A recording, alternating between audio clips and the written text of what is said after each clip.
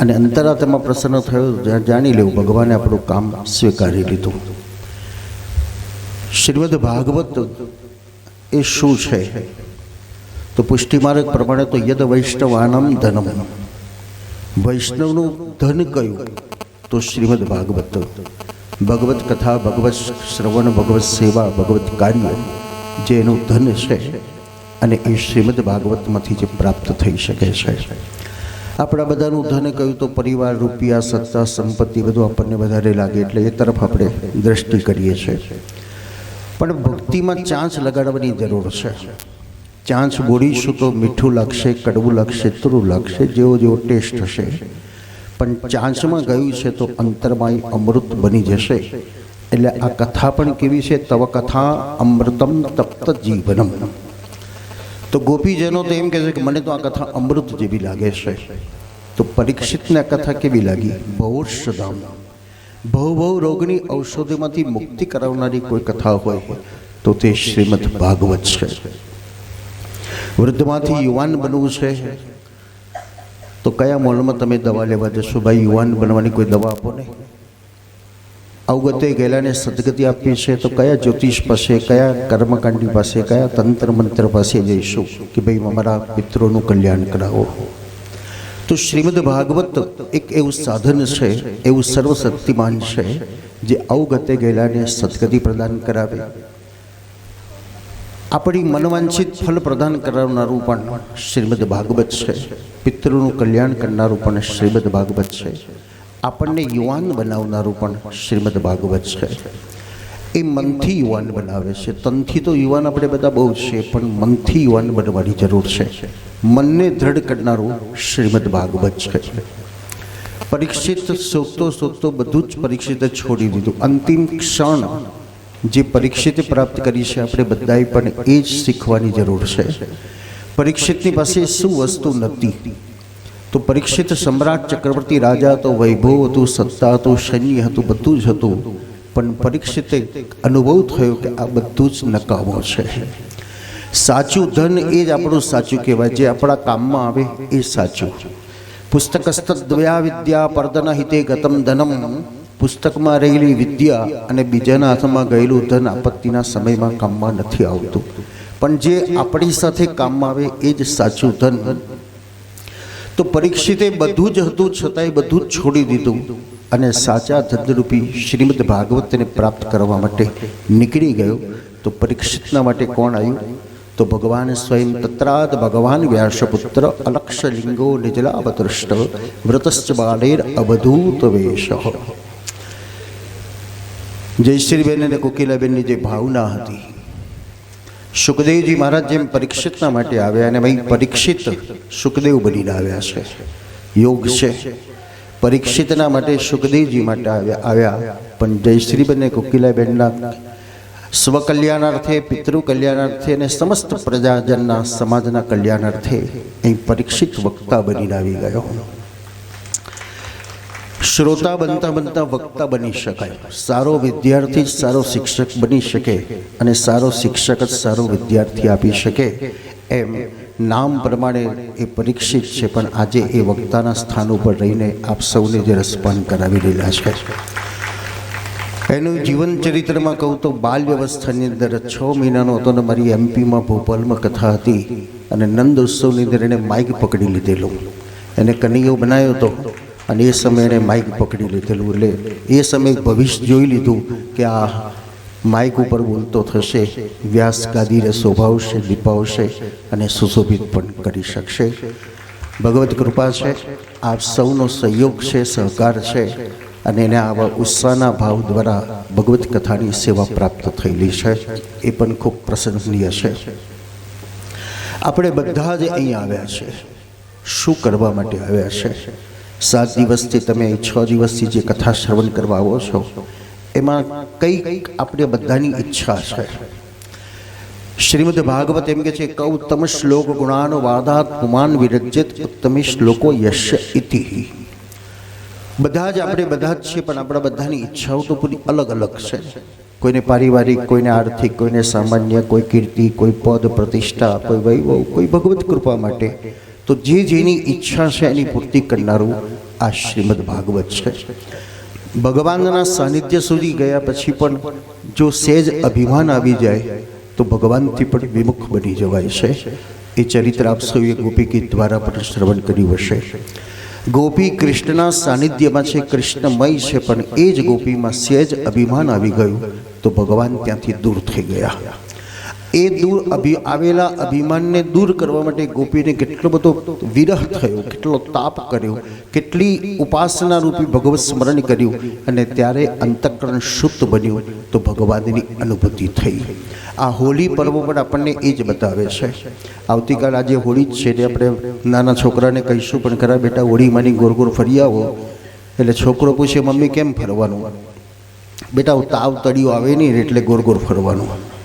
હવે તો ડૉક્ટરનો ધંધો ધમધોકાટ ચાલુ થવાનો, કારણ ઠંડી ગરમી એમાં પાછું વરસાદ ત્રીજો ઉમેરાયો તો ઋતુ આખી ચેન્જ થઈ ગઈ છે. તો તાવ તળિયો કયો ના આવે? તો વાસના રૂપી તાવ નહીં આવે, વિકાર રૂપી તાવ નહીં આવે, કારણ ભગવત નામ સ્મરણનું તપ એટલું છે અને એ તપમાં વાસના વિકારો નાશ પામી જાય છે. તો ગોપીજનોને પણ રાસમાં પ્રવેશ કરતા પહેલાં એ ઉપાસના કરવી પડી, આરાધના કરવી પડી. અંતરમાં રહેલી મલિનતાને દૂર કરવા માટે ધ્યાન પણ કરવું પડ્યું, સ્મરણ કરવું પડ્યું. પાગલની જેમ ગોપીએ કૃષ્ણને શોધતા શોધતા અંતઃકરણ જ્યારે શુદ્ધ બન્યું અને શુદ્ધ બન્યા પછી જે શબ્દ નીકળ્યો એ ગોપી ગીત બની ગયું.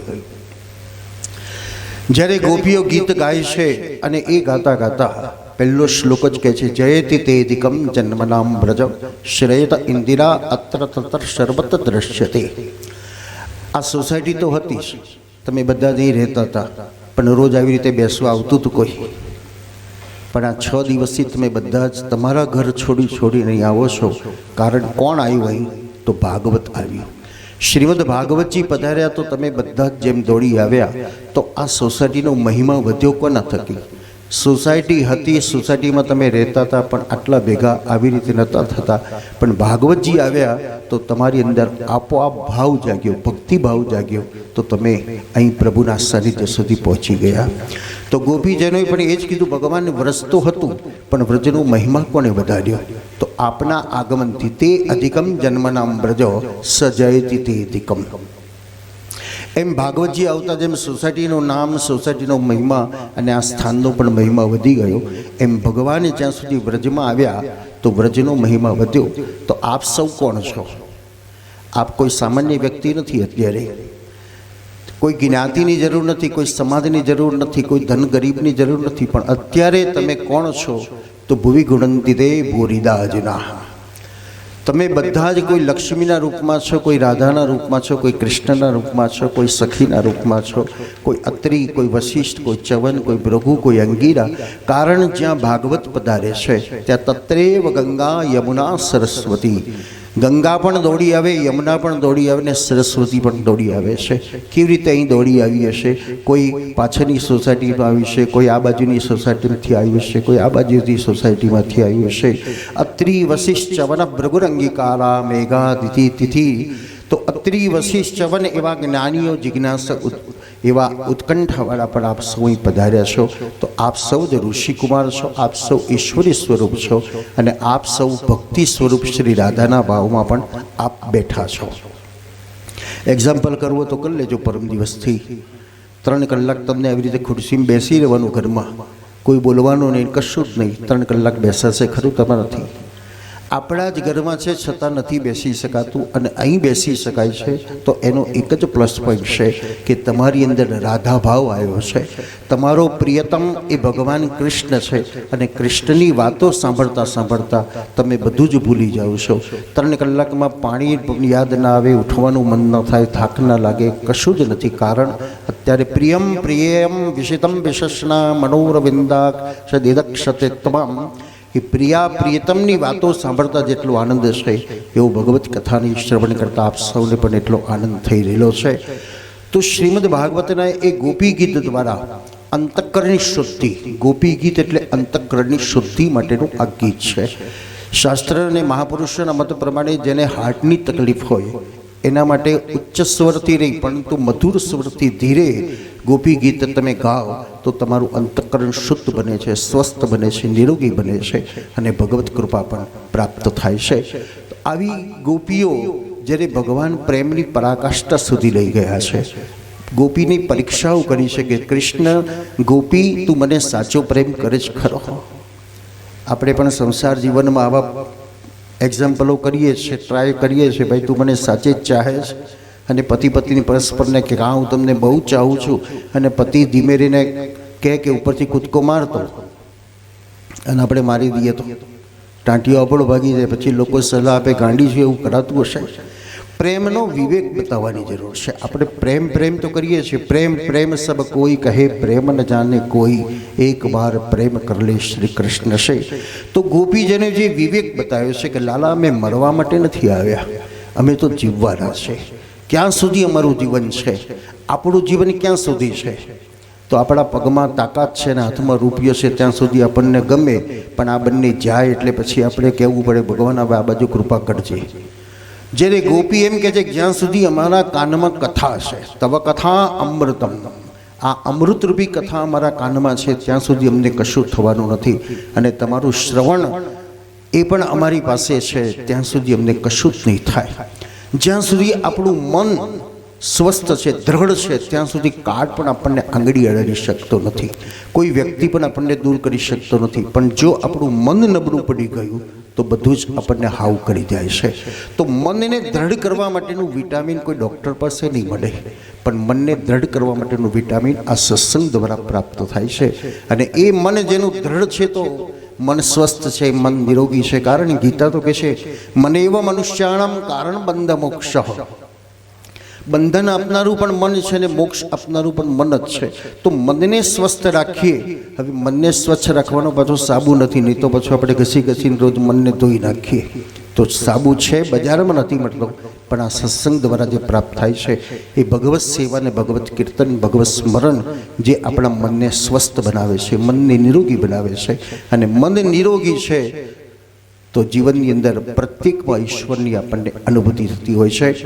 7 દિવસના ભાગવત કથા દ્વારા પરીક્ષિતનો ઉદ્ધાર થાય, તો 7 દિવસની ભગવત કથા દ્વારા આપણા જીવનમાં પણ કંઈક તો પ્રાપ્ત થાય. આપણી અત્યારે ઈચ્છા નથી કે ભગવાન હું તારી જોડે આવું, પણ અત્યારે મારી જે લૌકિક ઈચ્છાઓ છે એ તો એ પરિપૂર્ણ કરનારો ભગવાન છે. સાથે સાથે આપણું આધ્યાત્મની ઉન્નતિ પ્રદાન કરનાર પણ ભગવાન છે. અને અંતિમ ચરણની અંદર ઈશ્વર આપણને યાદ અપાવે તો 2 વસ્તુની બહુ આવશ્યકતા છે. કમસે કમ સવારે ઉઠતાની સાથે પ્રભુને યાદ કરો. તમારો રસ્તામાં ચાલતા ચાલતા 2 રૂપિયાનો રૂમાલ પડી ગયો અને પાછળથી કોઈ બેને કીધું કે બેન તમારો રૂમાલ પડ્યો, તમે લઈ લીધો અને એક શબ્દ તો બોલશો ને, થેન્ક યુ, આભાર. બસ એ ભાવથી ઈશ્વરને યાદ કરી લો. ભગવાન તમે મારું રાત્રે રક્ષણ કર્યું, આપનો આભાર માનું છું.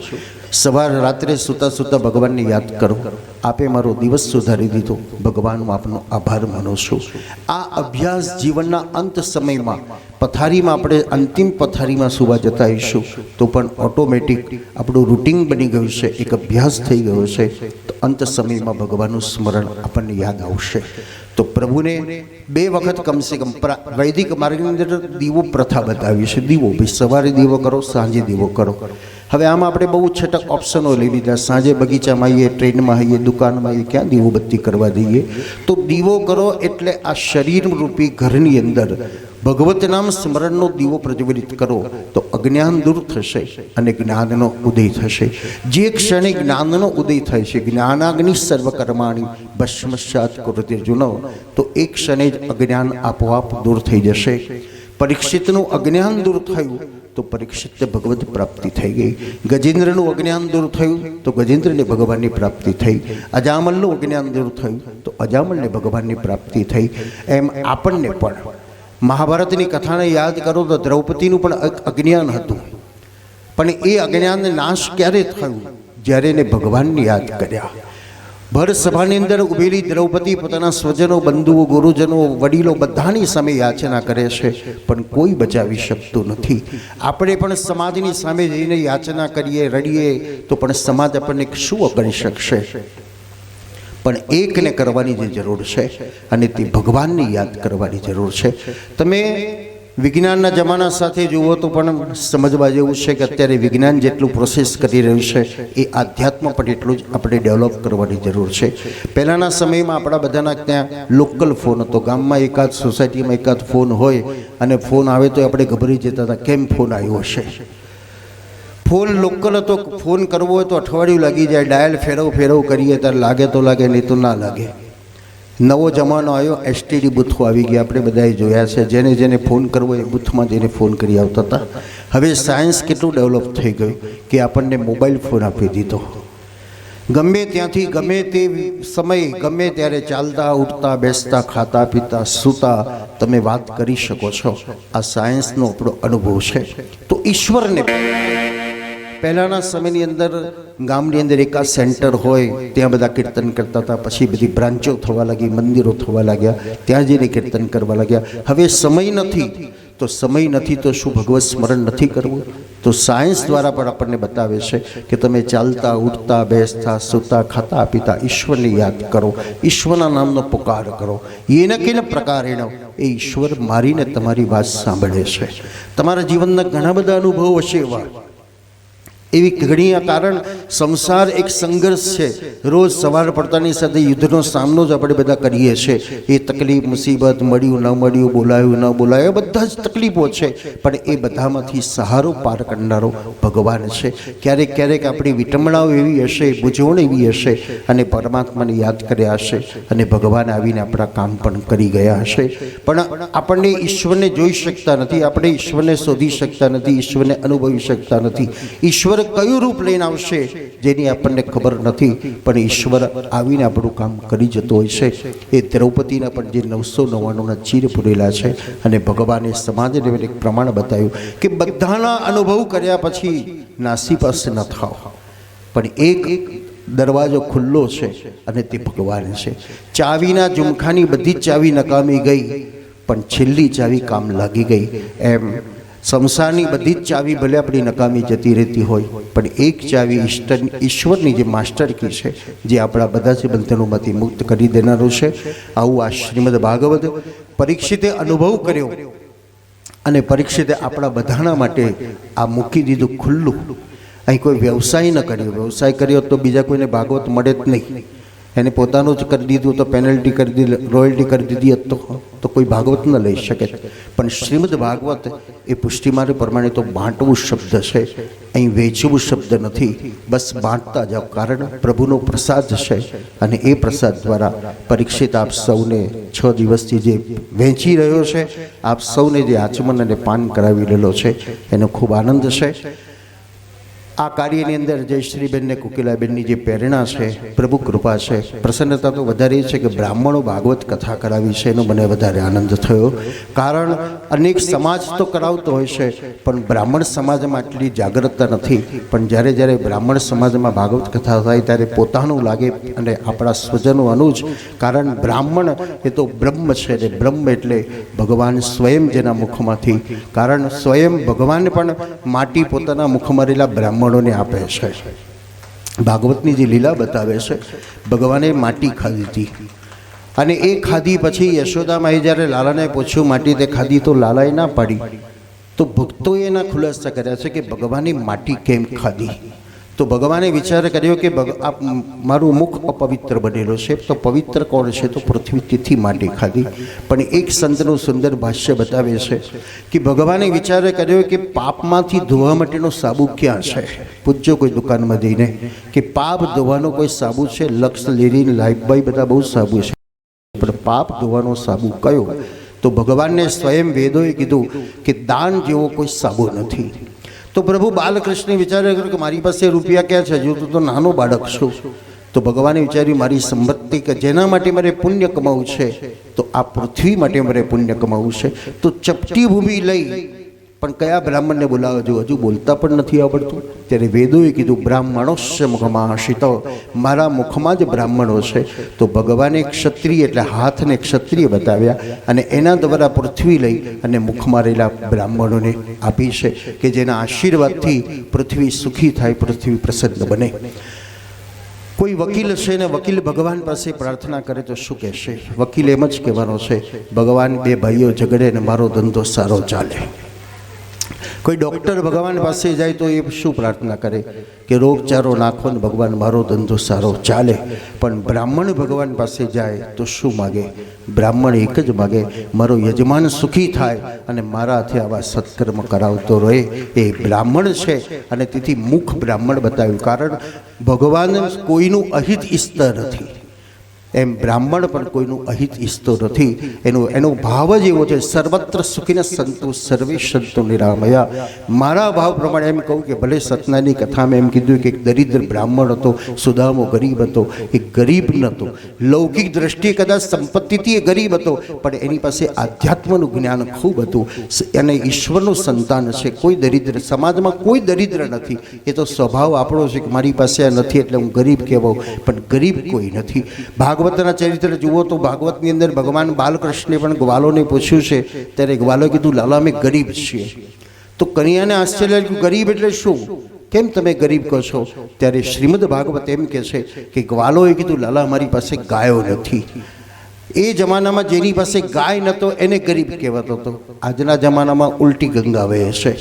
તમારે ધનવાન બનવા માટે તમે ગાય લાવીને બાંધો તો પાડોશી એક કમ્પ્લેન કરી આવશે, ભાઈ આ મારો ગામડિયો આવ્યો છે ને ગાયનો ગંદબડો કરે છે, તો એને ગમાર કહી દેવાય. પણ 5-10 લાખની ગાડી લાવીને મૂકો તો લોકો કહેશે પેંડા ખવડાવો પેંડા ખવડાવો. તો આજના જમાનામાં ગાડી ન હોય એને ગરીબ કહીએ છીએ, ગાય હોય એને ધનવાન નથી કહેતા, એને તો ગમાર જ કહી દઈએ છે. બંનેની આવશ્યકતા છે. ગાડી આગામથી પરગામ જેમ લઈ જાય છે એમ ગાય આ લોકોમાંથી પરલોકમાં લઈ જનારી છે. ગાયનું રક્ષણ કરવું, ગાયની સેવા કરવી. ગાય આરાધ્ય દેવ છે કે જે આપણા ભગવાન શ્રી કૃષ્ણે ગાયોની સેવા કરી છે.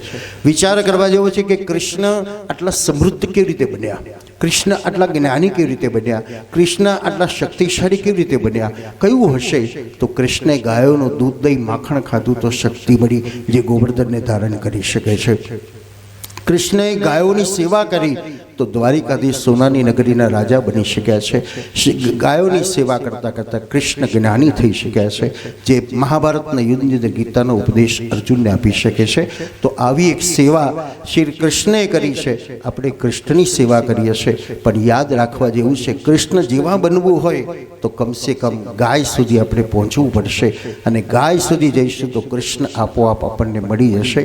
આપ સૌનો ભાવ છે અને એ ભાવ દ્વારા આ શ્રીમદ ભાગવતનો વક્તા એ પણ ગાયોની સેવાની અંદર સતત પ્રવૃત્તિશીલ છે.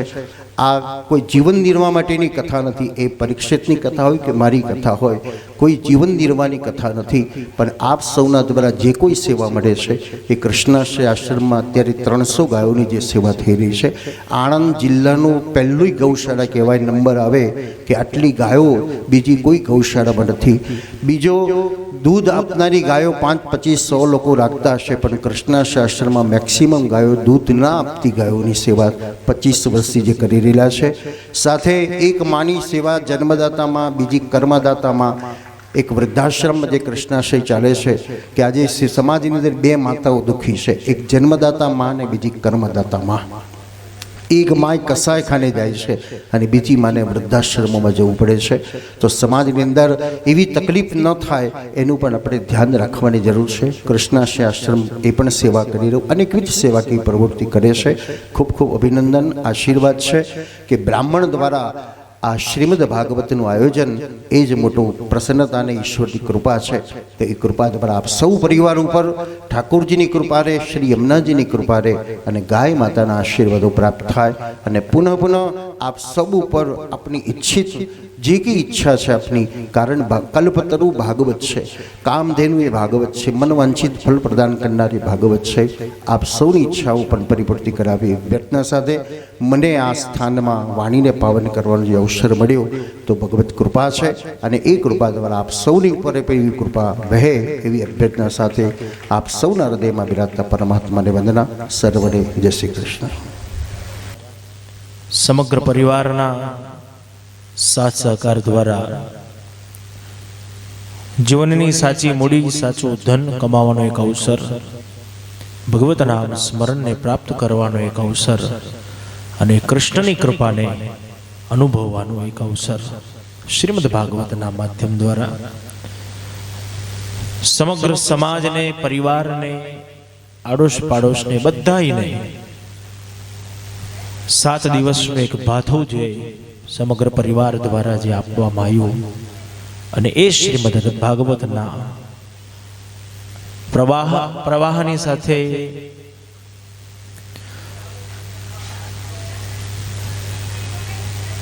ભગવાને જે રાસ ખેલ્યો, રાસ ખેલતા ખેલતા દેવી દેવતાઓની ઈચ્છા ભગવાને પૂર્ણ કરી.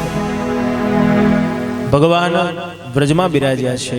મથુરાનો રાજા કંસ શાંતિથી બેઠો છે. બંનેને ભેગા કોણ કરે? નારદ યાદ આવ્યા. નારદજી આવ્યા મથુરામાં. કંસને સમાચાર આપ્યા, તારો કાળ જીવે છે. કંસે કીધું, મારા તમને કોઈ ભૂલ થતી લાગે છે. દેવકીના 8 બાળકો મારી નાખ્યા, એ તો 11 વર્ષ 52 દિવસ થયા, તો પછી મારો કાળ ક્યાંથી જીવવાનો? નારદે કીધું, જીવે છે, સાચી વાત છે. કોણ છે? વ્રજનો નંદ બાવાનો દીકરો, એ તારો કાળ છે. શું કરું? 2 રસ્તા છે. કાં તો એના શરણમાં જા, કાં તો એની સામે બાથ ભીડ. કંસ જો કૃષ્ણના શરણમાં ગયો હોત તો કદાચ કંસ બચી ગયો હોત, પણ કંસ ચાણક મુષ્ટિકના શરણમાં ગયો. વિભીષણે રાવણને પણ સમજાયો કે રામ એ કોઈ સામાન્ય નથી, સાક્ષાત પરમાત્મા છે, એના શરણમાં જતો રહે. પણ રાવણ પણ રામના શરણમાં ન ગયો, કુંભકર્ણના શરણમાં ગયો, તો રાવણનો નાશ થઈ ગયો. કંસ પણ ચાણક મુષ્ટિકના શરણમાં ગયો, તો કંસનો પણ નાશ થઈ ગયો. ચાણક મુષ્ટિકે કીધું, મહારાજ એ બંને બાળકોને એક વખત મથુરા બોલાવો, પછી અમે બધા જોઈ લઈશું. કંસે યજ્ઞનું આયોજન કર્યું, આમંત્રણ લઈને અક્રૂરને મોકલ્યો, જાઓ. બંને બાળકોને લીધા વગર પાછું નહીં આવવાનું. અક્રૂર મથુરામાંથી વ્રજ તરફ જઈ રહ્યો છે. સમય પસાર કરે, સારા વિચાર કરતા કરતા સાયંકાળ પહેલા અક્રૂર વ્રજમાં પહોંચી ગયો. શુકદેવજી વર્ણન કરે, પરીક્ષિત, યશોદાને આંગણે આજે પશુ પક્ષીઓ રડી રહ્યા છે. યશોદાએ પ્રાર્થના કરી, મારા વ્રજમાં કોઈ દુઃખ ના આવે. આંગણે મહેમાનને જોયા. નંદ અને અક્રૂર બંને એકબીજાને હૃદય સાથે ચાપ્યા. ભગવાન પગે લાગવા આવે. અક્રૂરે ભગવાનને ઉચકી લીધા, હૃદય સાથે ચાપ્યા. નંદે પૂછ્યું, કેમ આવવાનું થયું? કંસે યજ્ઞનું આયોજન કર્યું છે, ખૂબ ભારપૂર્વક કહેવડાયું, બંને બાળકોને લઈને આપણે મથુરા જવાનું છે. અક્રૂર મારું મન માનતું નથી. ભલે ન માનતું હોય તો પણ આ તો રાજા કહેવાય, એનું આમંત્રણ છે, જવું પડશે. જેવી ભગવાનની ઈચ્છા. બંને વાતો કરતા કરતા સૂઈ ગયા. સવાર પડ્યું. યશોદા બધી વાતને સાંભળી રહી છે. યશોદાએ વિચાર્યું, આવતીકાલે મારી જોડે કૃષ્ણ હશે, કૃષ્ણ જોઈતો હશે તો કૃષ્ણ નહીં મળે, માટે લૂંટાવું તો આજે લૂંટાઈ જવું. પ્રેમથી યશોદા પ્રભુના મસ્તક પર હાથ ફેરવતી ફેરવતી ભગવાનને જગાડવાનો પ્રયત્ન કરે. પ્રભાત્યા ઉપર પ્રભાત્યા ગાય. પ્રેમ ભૂખ્યો ભગવાન જાગ્યો. કન્યા, ચાલો તને સ્નાન કરાવું. સુંદર વસ્ત્ર પરિધાન કરાયા. પ્રભુના ભાવતા ભોજન સિદ્ધ કર્યા. કન્યા, હું જમાડું તને? હા માં, જમાડો. યશોદા પ્રેમથી ભગવાનને કોરી આરોગ આવે. પ્રેમ ભૂખ્યો ભગવાન ભોજન કરી રહ્યો છે. ગ્વાલો આવ્યા. કન્યા, ગાયો કઈ બાજુ લઈ જવાની? યશોદાને એમ કે હમણાં એમ કહેશે કે આ બાજુ લઈ જવાની. કન્યાએ કીધું, નહીં, હું તો આજે મથુરા જાઉં છું. એકાદ ઘરમાં અત્યાર સુધી આગ લાગી હતી, હવે ઘેર ઘેર આગ લાગી છે. ગોપીઓ દોડતી આવી, માં તું કન્યાને કેમ મથુરા મોકલે છે? કેમ મથુરા મોકલે છે? કન્યાએ તોફાન કર્યું, માખણના માટલા ફોડ્યા. તો એના વતી અમે માફી માંગી લઈએ, પણ તું એક વખત એમ કહી તું કન્યાને મથુરા નહીં મોકલો. યશોદા પથરાની જેમ ઊભી છે. હૈયું ભરાયું છે. જો એક શબ્દ બોલીશ તો આંખમાંથી આંસુ આવી જશે. હું રડીશ. ક્યારે રડીશ? મારો કૃષ્ણ વ્રજ છોડીને જશે પછી રડીશ. ગોપીઓએ જોયું, કોણ આવ્યું છે લેવા? અક્રૂરને જોયું. દોડતી ગોપી અક્રૂરની પાસે ગઈ. અક્રૂર, આ ઘરની દશા જો, પશુ પક્ષીઓની દશા જો, આ ગાયોની દશા જો. એક વખત એમ કહે તો કૃષ્ણને લેવા નથી આવ્યો. અક્રૂર કઈ ન બોલી શક્યો. ભગવાને વિચાર્યું, જો યશોદાની આંખમાં આંસુ આવશે તો મારાથી વ્રજ નહીં છોડાય. ભગવાન રથમાં બિરાજ્યા. રથ ચાલતો થયો. ગોપીઓ દોડતી ગઈ, રસ્તામાં સૂઈ ગઈ. ઘોડાના પગ પકડે છે, રથના પૈડા પકડે, અક્રૂર અમને મારી લે, અમને મારી નાખ અને પછી તો કૃષ્ણને લઈ જા. ભગવાન નીચે ઉતર્યા, ગોપીઓને સમજાવ્યું, અરે ગોપી, હું ક્યાં જતો રહું છું? હું તો પાછો આવીશ. ગોપીને એક આધાર મળ્યો, કૃષ્ણ પાછા આવશે, પણ યશોદાને કોણ સમજાવે? નથી ભગવાન યશોદાને કહી શકતા કે માં હું જાઉં છું, નથી યશોદા કૃષ્ણને કહી શકતી બેટા આવજે.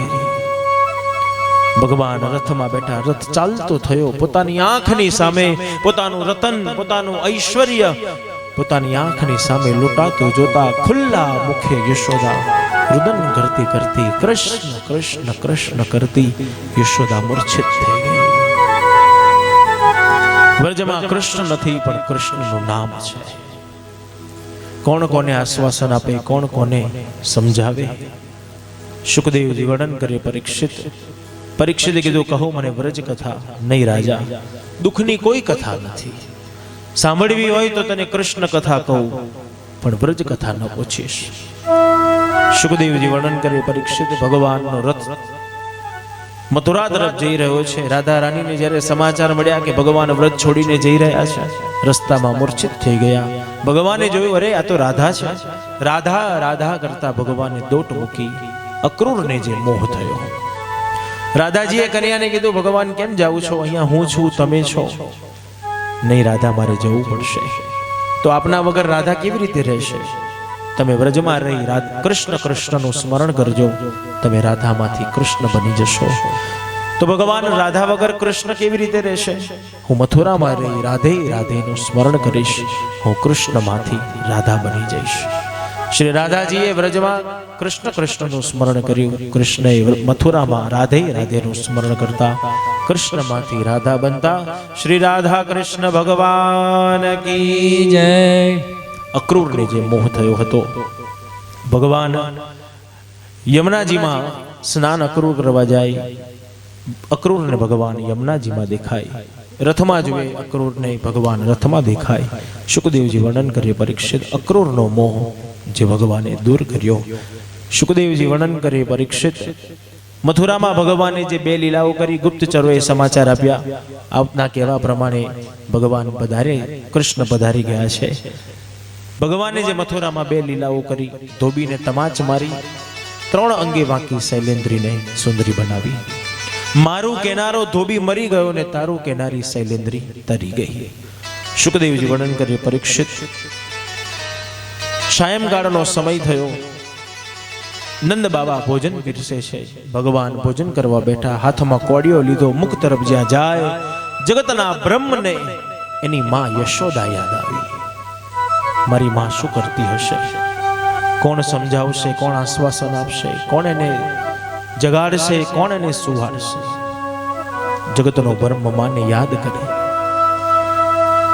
નંદ બાબાએ કીધું, ચાલો બેટા ભોજન કરી લો. ભગવાને કીધું, નહીં બાબા, આજે મને ભૂખ નથી. યશોદાએ બહુ ખવડાવ્યું છે ને, માટે મને ભૂખ નથી. જાઓ, સુઈ જાઓ. ભગવાન પડી ગયા. સવાર પડ્યું. નંદ બાબાએ કીધું, યજ્ઞશાળામાં પ્રવેશ કરું છું, તમે બધા યજ્ઞશાળામાં આવો. ભગવાને શંકરનું ધનુષ તોડી નાખ્યું. નંદ વસુદેવ દેવકી વસુદેવને 11 વર્ષ 52 દિવસ પછી યાદ આવતાની સાથે સુખદેવજી વર્ણન કરે, પરીક્ષિત કૃષ્ણ બલરામ યજ્ઞશાળામાં પ્રવેશ કર્યો. મજ્જડતો હાથી લાયા, બરાબર દારૂ પીવડાયું. કંસે કીધું, આ બંને બાળકો ઉપર છોડી મૂકો. નાનો બાળક જેમ રમકડું રમે, કૃષ્ણ બલરામ મજ્જડતા હાથીને સૂંઢ વડે પકડી ગોર ગોર ફૂંદડી ફેરવી પૃથ્વી ઉપર પટકાર્યો, હાથીનો નાશ કર્યો. જાહેરાત થઈ, વ્રજમાંથી આવેલા બંને બાળકો અમારા પહેલવાનોની સાથે મલ્લયુદ્ધ કરશે. નંદ બાબાએ કીધું, કંસ જરાક તો દયા કર, ક્યાં તારા પહાડ જેવા પહેલવાન, ક્યાં મારા ફૂલ જેવા બાળકો? અરે બાબા, આ કોઈ સામાન્ય નથી જે પૂતનાને મારી શકે, અગાસુરને મારી શકે. એ કોઈ સામાન્ય ન કહેવાય. કૃષ્ણ બલરામે આમંત્રણને સ્વીકારી લીધું. ચાણક મુષ્ટિક મલ્લયુદ્ધ કરવા માટે આવે. કંસે કીધું, બરાબર વાજિંત્રોના નાદ કરો. આ બંને બાળકો બૂમો પાડે, કોઈને ખબર ન પડવી જોઈએ. 11 વર્ષ 52 દિવસ પછી દેવકી વસુદેવની યાદ આવતા કૃષ્ણ બલરામ ચાણક મુષ્ટિકની સાથે મલ્લયુદ્ધ કર્યું. ગોર ગોર ફૂંદડી ફેરવી પૃથ્વી ઉપર પટકારતા કૃષ્ણચંદ્ર ભગવાન કી જય. કંસે કીધું, બંધ કરો, બંધ કરો, આ તો આપણો નાશ થાય છે, આપણો નાશ થાય છે. સુખદેવજી વર્ણન કરે પરીક્ષિત 11 વર્ષ 52 દિવસ પછી દેવકી વસુદેવની કન્યાને યાદ આવી છલાંગ મારી સિંહાસન ઉપર ભગવાન પહોંચ્યા છે. એક હી મુષ્ટિ પ્રાણ હરલિનહા, એક જ મુષ્ટિના પ્રહાર કરતા કંસનો નાશ કરતા કૃષ્ણચંદ્ર ભગવાન કી જય. કૃષ્ણચંદ્ર બની ગયા. હવે બાલકૃષ્ણ ન રહ્યા, હવે યુવાન કૃષ્ણની કથા છે. નંદ બાબાએ કીધું મારે મથુરામાં રહેવું નથી, હું વ્રજમાં જતો રહું. નંદ બાબા વ્રજમાં જતા રહ્યા. ભગવાને કીધું અહીંયા થોડાક સમય અહીંયા રહું, કારણ મેં કંસને માર્યો છે એટલે કંસના બધા મિત્રો મારા શત્રુ થયા છે. આપણા વ્રજમાં શસ્ત્ર નથી, સૈન્ય નથી, તો કઈ વાંધો નહીં. સુખદેવજી વર્ણન કરી પરીક્ષિત નંદ બાબા મથુરા છોડી વ્રજમાં જતા રહ્યા. ભગવાન મથુરામાં બિરાજ્યા. કંસની બે પત્ની છે, અસ્તિ અને પ્રાપ્તિ. પોતાના ભાઈ જરાસંઘની પાસે ગઈ, એને કીધું તારા બનેવીને કૃષ્ણએ મારી નાખ્યો. જરાસંઘે મથુરા ઉપર ચડાઈ કરી. ભગવાને જરાસંઘને હરાયો. એક વખત નહીં 14 વખત હરાયો. આજે ફરી વખત યુદ્ધ કરવા આવ્યો. બ્રાહ્મણોને કહીને આવ્યો કે જો આ વખતે હું હારી જઈશ તો તમારા બધાયનો હું નાશ કરી દઈશ. જરાસંઘે કાલયવનને સાથે લીધો. કાલયવનનો સંગ કરીને જરાસંઘ આવ્યો. ભગવાને બ્રાહ્મણોનું રક્ષણ કરવું છે માટે યુદ્ધ કરતા કરતા ભગવાને રણ છોડી દીધું. રણ છોડ રાય કી જય. આ રણ છોડ કે છે છોડ છોડ છોડ. શું છોડ? આસક્તિને છોડ, અહંકારને છોડ, ઈર્ષાને છોડ, માયાને છોડ. ભગવાને રણ છોડ્યું. સુખદેવજી વર્ણન કરે પરીક્ષિત મુચુકુંદનો ભગવાનને ઉદ્ધાર કરવો છે, દર્શન આપવા છે. ભગવાને ઉપવસ્ત્ર મુચુકુંદને ઉડાડી દીધું. મુચુકુંદે જરાસંઘે મુચુકુંદને લાત મારી. મુચુકુંદને ક્રોધ આવ્યો. આંખ ખોલી. આંખ ખોલતાની સાથે દૃષ્ટિ કાલયવન ઉપર પડી અને કાલયવન બળીને ભસ્મ થઈ ગયો. ભગવાને જરાસંઘને યુદ્ધમાં જીતાડી દીધો. સમુદ્ર મધ્યે દ્વારિકા નગરીનું નિર્માણ કરેલું છે. ભગવાન દ્વારિકામાં પધારતા શ્રી દ્વારિકાધીશ કી જય. ભગવાન દ્વારિકામાં પધાર્યા. દ્વારિકામાં પધારતાની સાથે ભીષ્મકની પુત્રી રૂકમણી ભગવાનને મનોમન વરી ચૂકેલી છે. જરાસંઘને ખબર પડી કે રૂકમણી ભગવાનને ચાહે છે. સુખદેવજી વર્ણન કરે પરીક્ષિત રૂકમણીને કીધું તારી બહેન રૂકમણીના લગ્ન મારા મિત્ર શિશુપાલ જોડે કરાવી દે, નહીં તો તારી બહેનને ઉપાડી દઈશ. તાબડતોબ 3 દિવસમાં લગ્ન નક્કી થયા. રૂકમણી માએ પત્ર લખ્યો, સુદેવ બ્રાહ્મણને આપ્યો. સુદેવ બ્રાહ્મણ પત્ર લઈ ભગવાન દ્વારિકાધીશની પાસે આવ્યો. ભગવાને પત્ર ખોલ્યો. પત્રમાં લખ્યું છે શ્રુતવાન ગુણાન ભુવન સુંદર શૃણવતાંતે નિર્વિશ્ય કર્ણ વિવરે હરતોંગતાપમ તનમે ભવાન ખલુ વૃતઃ પતિરંગ જાય. ભગવાન ત્રિભુવનમાં આપના જેવો કોઈ સુંદર પુરુષ નથી. હું આપને મનોમન વરી ચૂકેલી છું. આ શિયાળ જેવો શિશુપાલ આ શરીરને સ્પર્શ કરશે, આ શરીરમાં પ્રાણ નહીં રહે. આપ માના મંદિરમાં આવો, મારો સ્વીકાર કરો. ભગવાને પત્ર સ્વીકાર્યો. સવાર પડ્યું. રૂકમણીમાં માના દર્શન કરવા માટે આવ્યા. સમાચાર મળ્યા ભગવાન દ્વારિકાધીશ આવ્યા છે. રૂકમી રડવા લાગ્યો. જરાસંઘ દંડવત્રક સૈન્ય લઈને આવ્યા છે. આ બાજુ દાઉ ભૈયા પણ સૈન્ય લઈને આવ્યા. એક પલમાં રૂકમણી હરણ થયું, બીજા પલમાં કૃષ્ણ હરણ થયું. યશોદાને આંગણે આજે કાગડો કાકા બોલવા લાગ્યો. યશોદાએ કીધું મારે ઘેર મહેમાનમાં બીજું કોઈ નહીં, જો કનિયો આવ્યો હોય તો તારી ચાંચ સોનાની બનાવી દઉં. ગ્વાલો દોડતા આવ્યા. માં કનિયો આવ્યો, કનિયો આવ્યો. યુવાન દીકરાને જોતાની સાથે યશોદાએ કીધું બેટા હવે થોડોક સમય અહીંયા રહીશ ને? કેમ? તારા માટે સરસ કન્યા ગોતી લાવું, તારા લગ્ન કરાવું. કન્યાએ કીધું માં એ બધી ચિંતા કરવાની તારે જરૂર નથી, કન્યા તૈયાર છે, તારે આશીર્વાદ આપવા આવવાનું છે. સુખદેવજી વર્ણન કરી પરીક્ષિત યશોદાએ પૂછ્યું છે બેટા તને અનુકૂળ અનુરૂપ છે ને? આપણા કુળને શોભે એવી છે ને? હા માં મને અનુકૂળ અનુરૂપ છે, આપણા કુળને શોભે એવી છે. તો પ્રત્યેક માનો જે આનંદ એ જ આનંદ, યશોદાનો આનંદ. ખભે ખેસ હોય, માથે મોડ, હાથમાં રાવણ દીવો, એકલી એકલી મંગલ ગીતો ગાતી ગાતી શુકન જોઈને સંચર જોરે શુકન જોઈને સંચર જોરે શામો મળ્યો છે મારી, સામો મળ્યો છે મારી ડોરે. હર ગજરા આપી પાછો ભર્યો રે, હાર ગજરા આપી પાછો ભર્યો રે. પ્રત્યેક માનો જે આનંદ એ જ આનંદ યશોદાનો આનંદ. આપણે પણ યશોદાના ભાવ દ્વારા આનંદ યશોદાના ગોપ ગોપીઓના ભાવ દ્વારા આપણે પણ ભગવાનના અહીંયા વાસ્તે ગાસ્તે ધામધૂમથી લગ્ન કરાવીશું. પરિવારની યજમાનની જે ભાવના છે ને એ ભાવનાને ધ્યાનમાં લઈ ઠાકોરજીનો વરઘોડો નીકળે છે. જેને પણ વરઘોડામાં ઠાકોરજીની સાથે જાનમાં જોડાવાની ઈચ્છા હોય એ જાનમાં જોડાઈ શકે છે. અને જેને રૂક્ષ્મણીના પક્ષમાં રહેવું હોય કન્યા પક્ષમાં, એ કન્યા પક્ષમાં રહીને ભગવાનના લગ્નનો આનંદ પ્રાપ્ત કરી શકે છે. આવતીકાલે આપણી કથાનો અંતિમ દિવસ. આવતીકાલે આપણી કથા અહીંયા વિરામ પામશે. સાંજે 5:30 વાગે આપણી કથાની અહીંયા પૂર્ણાહુતિ થશે. ભાગવતજી જયશ્રીબેનને ત્યાં પધારશે અને આવતીકાલે 5:30 વાગે આપણી કથા અહીંયા વિરામ પામશે. આજનો ઉત્તમ દિવસ કન્યાદાન અને ગૌદાનની જે વિશેષ આજની મહત્તા, દીકરીને ગાય દોરે ત્યાં જાય એ ભાવ દ્વારા કન્યાદાનનો જે આજનો વિશેષ પર્વ, હાથ ઘરનું, ગામડાની ભાષામાં કહીએ તો હાથ ઘરનું. વડીલો આપણા ગામના કહેતા કે પાડોશી બોલતો હોય કે ન બોલતો હોય પણ જાણે કે પાડોશનની દીકરીના લગ્ન છે. ભલે લગ્નમાં ન બોલાયા હોય પણ દીકરીને વડાવતા હોય ત્યારે પાડોશી છુપી રીતે આવી આપણી દીકરીના હાથમાં પૈસા આપતા, વ્યવહાર કરતા કે લે બેટા આને વ્યવહાર કહેવાય, આ તારી લક્ષ્મી છે, તું લઈ જા. તો હાથ ઘરનું આજનો પાવન ઉત્તમ પર્વ એ રૂક્ષ્મણી વિવાહ, આપણી મનરૂપી રૂકમણીને કૃષ્ણ રૂપી એ મૂર્તિયામાં પરોવાનો એક અવસર, એ આજનો પ્રસંગ રૂક્ષ્મણી વિવાહ, કન્યાદાન અને એ કન્યાદાનની સાથે ગૌદાનની આજની જે વિશેષ મહત્તા.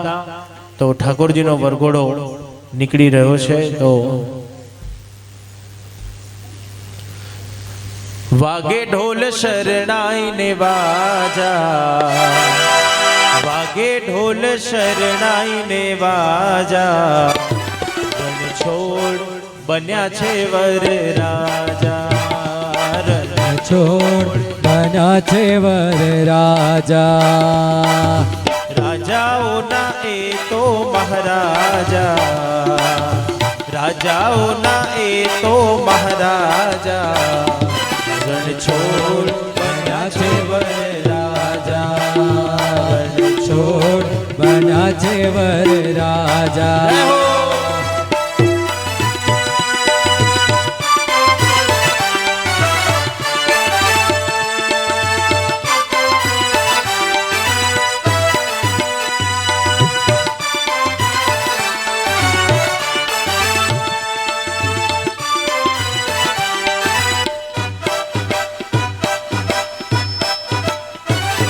આગળ છે જાનૈયા ને પાછળ છે માતા, વિઠ્ઠલ વરના મંગલ ગીત ગવાતા. આગળ છે જાનન પાછળ છે માતા, વિઠ્ઠલ વરના મંગલ ગીત ગવાતા. આનંદના મંડપ છે ગાજા, આનંદના મંડપ છે ગાજા. રણછોડ બન્યા છે વર રાજા. રણછોડ બન્યા છે વર રાજા. વાગે ઢોલ શરણાઈ ને વાજા, વાગે ઢોલ શરણાઈ ને વાજા. રણછોડ બન્યા છે વર રાજા.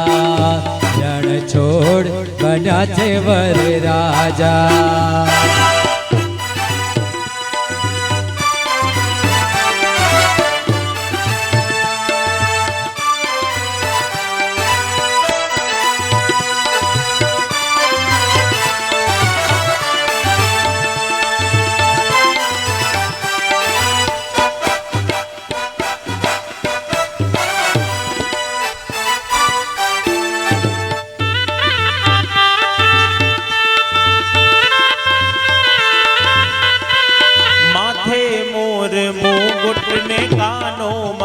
કુંડળ તો વર રાજા વેશે કેવો લાગે છે સુંદર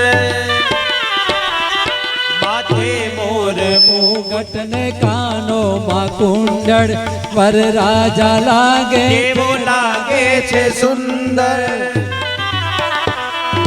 અંગે ધર્યા કેસરિયા વાઘા અંગે ધર્યા કેસરિયા વાઘા રણછોડ બન્યા છે વર રાજા રણછોડ બન્યા છે વર રાજા વાગે ઢોલ શરણાઈને વાજા વાગે ઢોલ શરણાઈને વાજા રણછોડ બન્યા છે વર રાજા રણછોડ બન્યા છે વર રાજા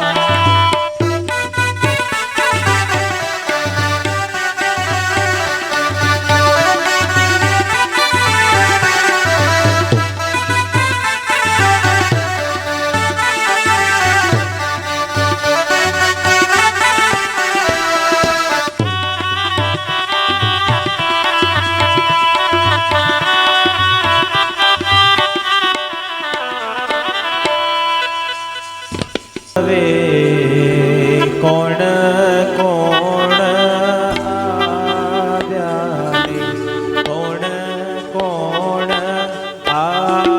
આવશે મારે માંડવે કોણ કોણ આવ્યા ને કોણ કોણ આવશે મારે માંડવે કોણ કોણ આવ્યા ને કોણ કોણ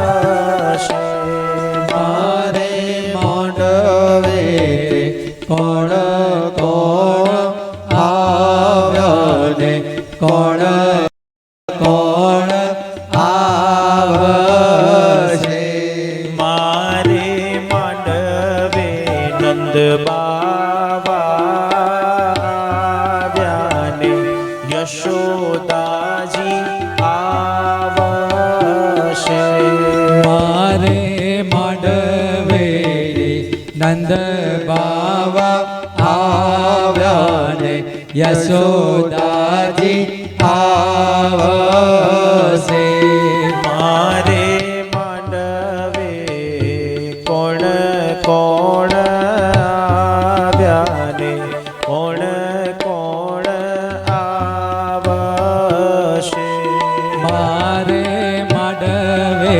રે કોણ કોણ આવ્યા ને કોણ કોણ આવશે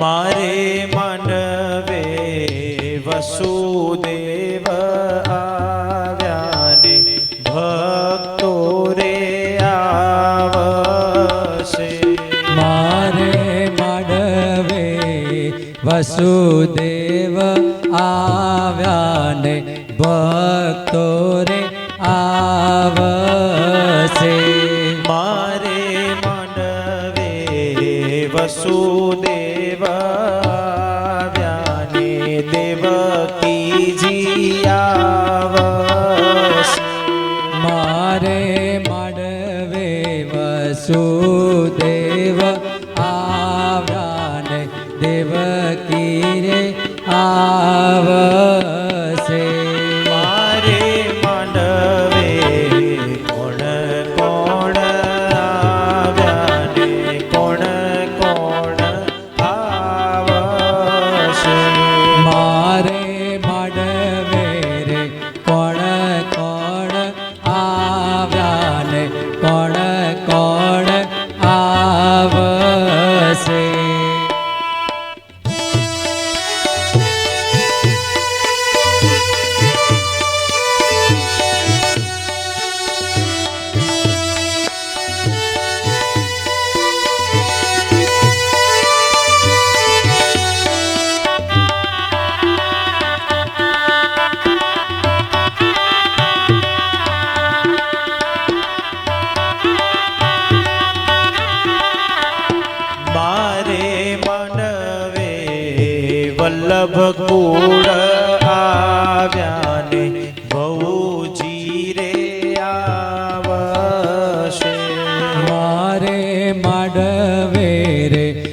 વલ્લભ કુળ આવ્યા ને વવજીને આવશે. મારે માંડવે વલ્લભ કુળ આવ્યા ને બહુજી રે આવશે.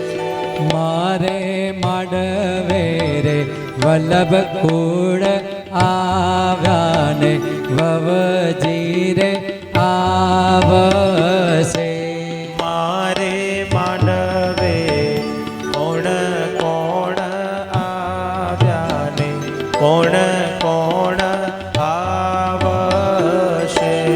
મારે માંડવે રે કોણ કોણ આવ્યા ને કોણ કોણ આવશે.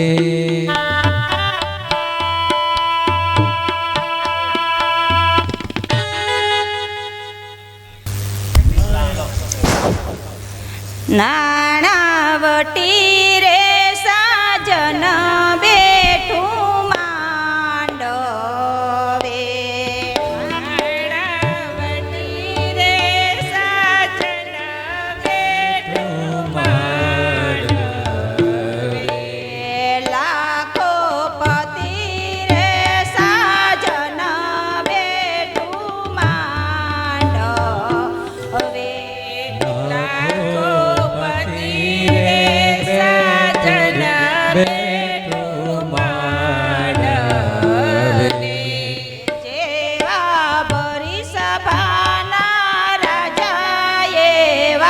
વર કન્યાના દાદા નાણાવટી રે સાજન બેઠું માંડવે.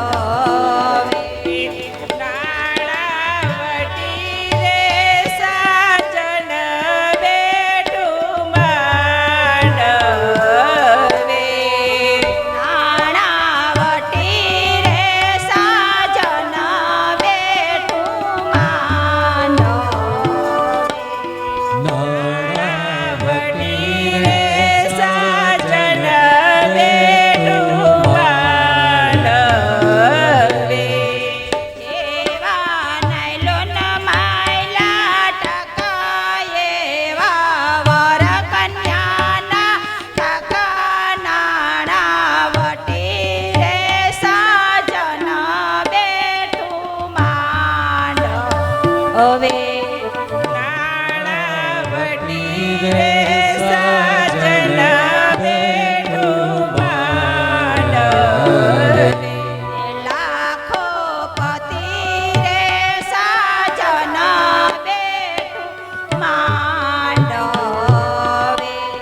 લાખો પતિ રે સાજન બેઠું માંડવે.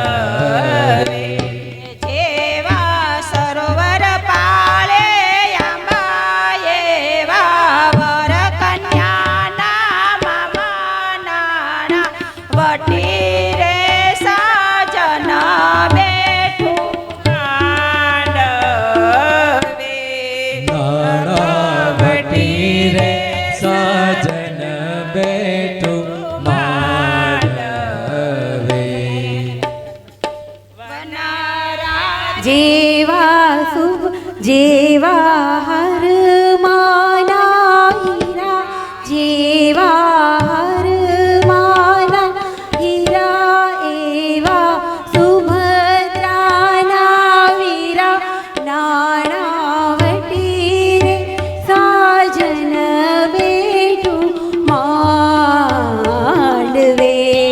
લાખો પતિ રે સાજન બેઠું માંડવે.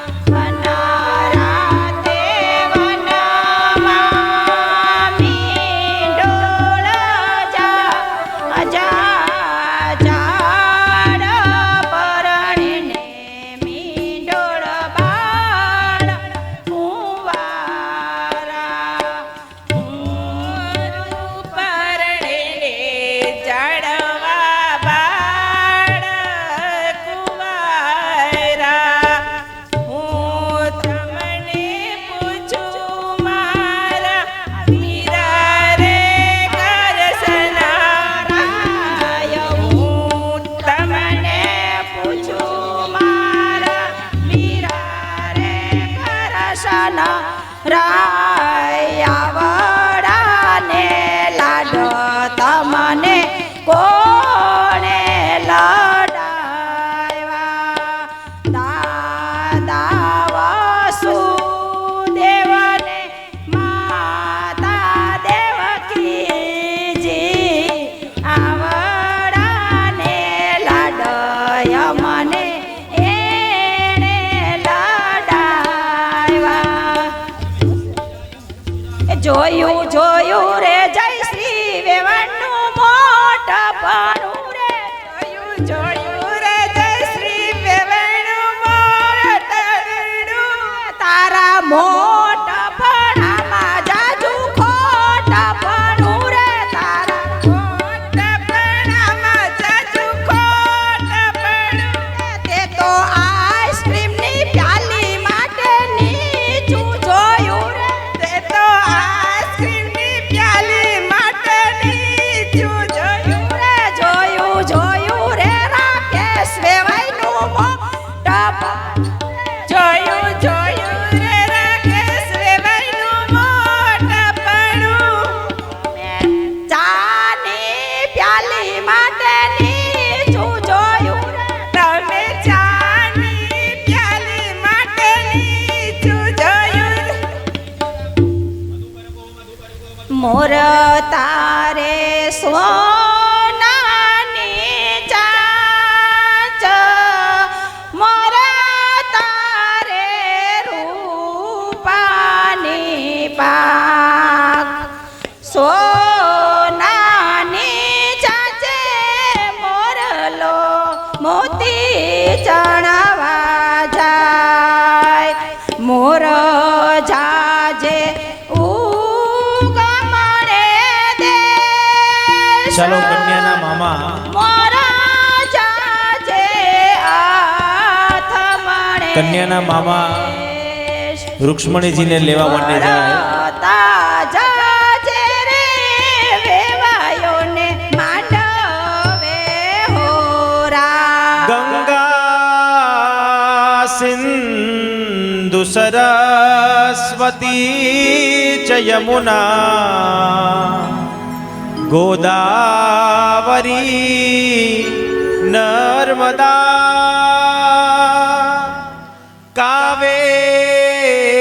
કાવેરી સરયૂ મહેન્દ્ર તનયા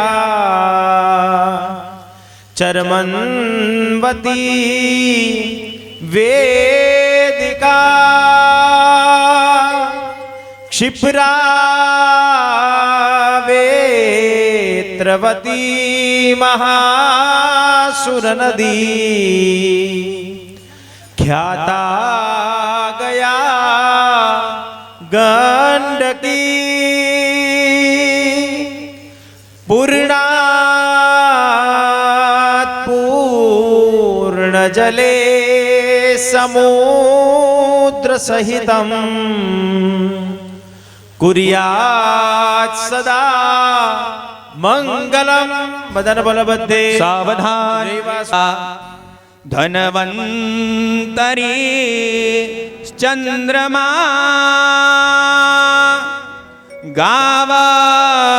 ગાવકા મદુધાસુરેશ્વર ગજો રંભાદિદે વાંગના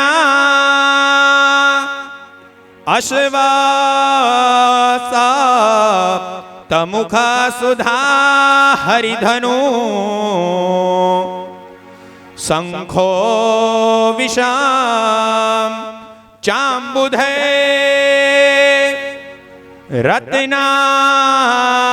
રત્નાની તિ ચતુર્દશા પ્રતિદિના કુર્યાત સદા મંગલમ સાવધાન સાવધાન સાવધાન સાવધાન સાવધાન આચાર્ય સાવધાન સ્વર્ણાચાર્ય સાવધાન